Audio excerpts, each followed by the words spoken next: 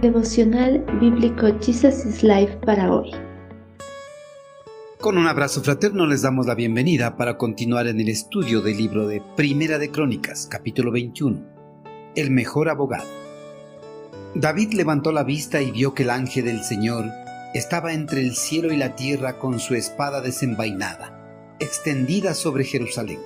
Entonces David y los líderes de Israel se pusieron tela áspera en señal de su profunda angustia y cayeron rostro en tierra.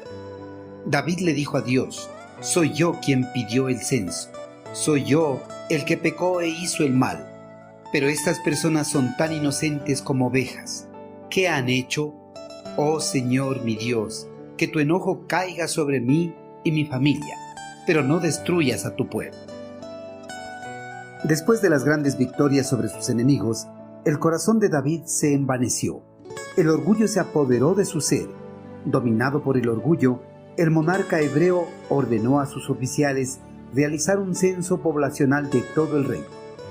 A diferencia del censo ordenado por el eterno Creador en el libro de Números capítulos 1 y 2, este censo David lo ordenó para sentirse orgulloso de la fortaleza de su ejército.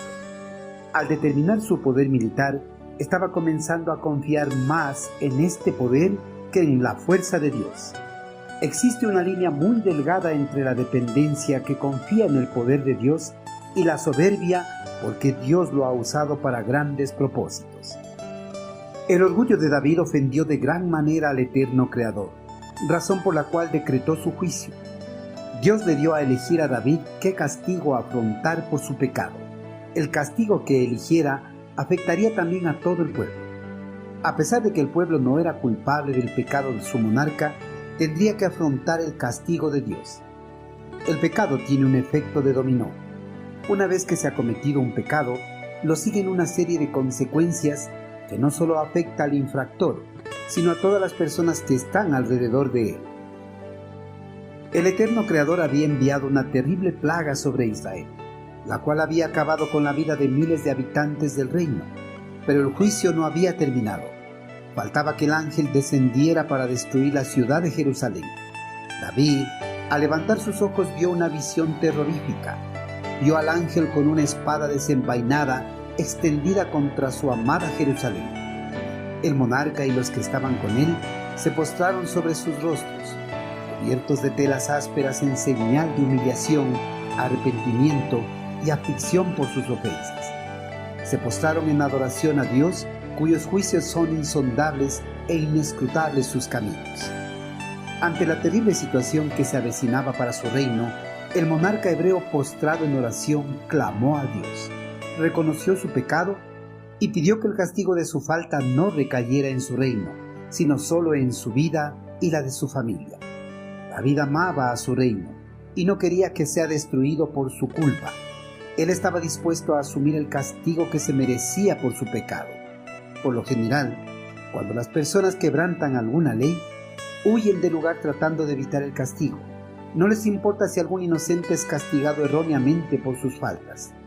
David, en contraste a la mayoría de hombres, a pesar de saber del terrible juicio que podía recaer en su vida, en presencia del Señor, asumió su pecado y deslindó de toda responsabilidad a su pueblo.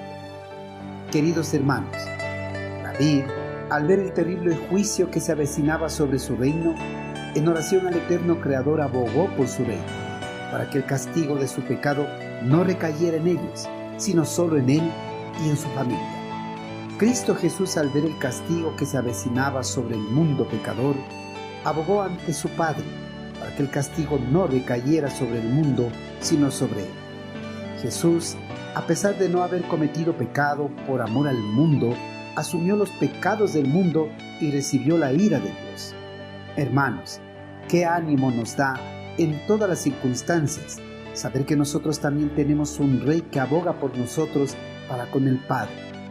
Jesús, el Hijo del Rey David, responde a nuestras necesidades mucho mejor que lo que David pudo responder.